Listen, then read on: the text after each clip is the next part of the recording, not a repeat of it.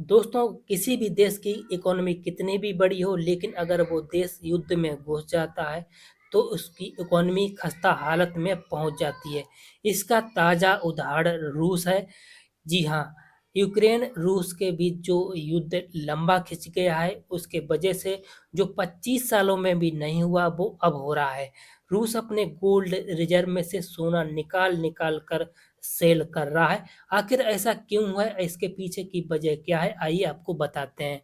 साल 2026 की शुरुआत में रूस ने करीब 14 टन सोना बेच दिया, जिसमें जनवरी में ही 3 लाख औंस और फरवरी में 2 लाख औंस, यानी कि लगातार रूस अपने गोल्ड की सेलिंग कर रहा है।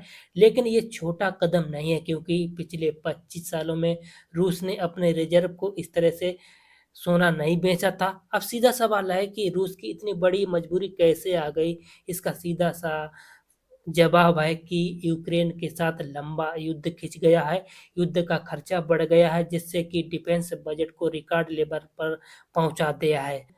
ये ध्यान देने वाली बात यह है कि करीब 40% खर्च सिर्फ सेना पर जा रहा है। ऊपर से पश्चिमी देशों के प्रतिबंधों ने रूस की कमर तोड़ दी है, क्योंकि तेल और गैस से कमाई होने वाली इनकम घट गई है और खर्च ज़्यादा हो गया है। ऐसे में रूस अपने बजट को संभालने के लिए गोल्ड रिजर्व तक बेच रहा है।